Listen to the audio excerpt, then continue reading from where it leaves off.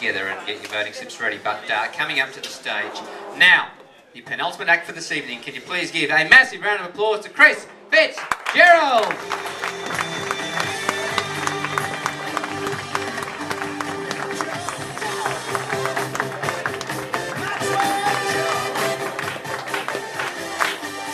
Thanks, Fanny. Thanks, I was a bit nervous before this evening, so I brought some wine with me. And, well, I felt a lot better after I snorted those. But the silly season's barely started and I'm already feeling the effects of drinking too much. Started hearing strange voices in the middle of the night, like taxi drivers trying to wake me up.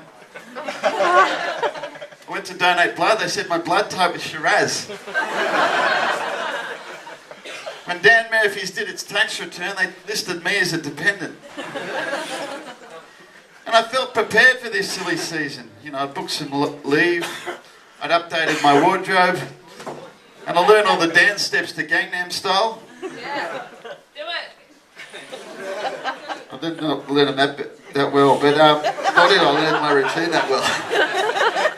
But, you know, and I always enjoy the office Christmas party. Except for the next day when the head of HR wants to talk to me about something. But there's no need to drink anymore to socialise. You've got websites, eharmony.com, soyou'vegivenup.com, even you can get a root here.com. I actually met my current girlfriend on the Oasis site, or as she calls it now, mirage.com. Things got a bit weird recently. She asked me to go all 50 Shades of Grey on her and like pay for dinner. But she moved in this year, which has been a change. Now my fridge has got vegetables in it. My iPad's got a pink cover. My electricity bill's quadrupled. I was a bit naive. I thought it might be her electric blanket, electric heaters, hair straightener, hair dryer, clothes dryer, until she told me it was the carbon tax. But hey, I also thought that the bed and the lounge were places for rest and relaxation. Now I realise they're a place to put your throw cushions. But it's better than being single. It wasn't that long ago that me and a mate, we did that speed dating, which is dating for people who can't afford cocaine.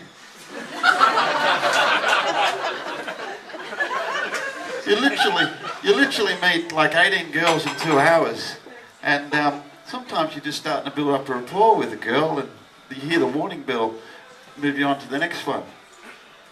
With other girls, I was hearing the warning bell ringing the whole time. But I went out with a girl from there. But she was into sex in public places like the beach. Like her idea of safe sex was doing it in between the flags. It was a bit out of my comfort zone. I found myself spiking my own drink hypnol. But when I refused to have sex in a public toilet, she asked me if I was gay. I said, come on, if I was gay, sex in a public toilet would be my bread and butter.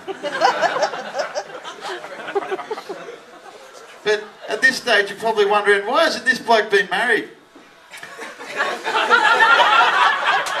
Segue.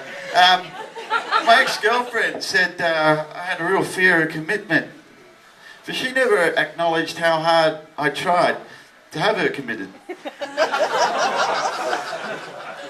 She had a good job with Qantas. She was in charge of excess baggage and guilt trips. But whilst we never got married, we did see a marriage counsellor.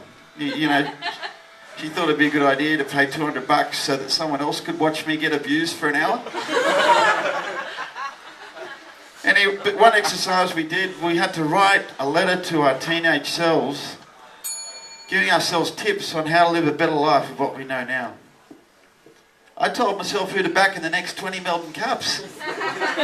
I could afford to get married. But the other issue was, she wondered whether I was mature enough to be a parent. All because I was minding my nephew one day.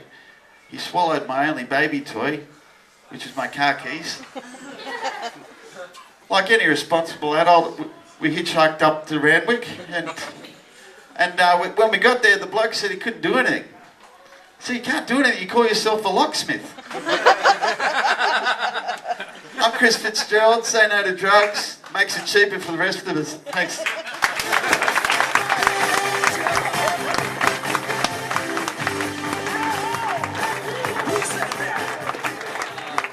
Yes, my friends, one more gig to go.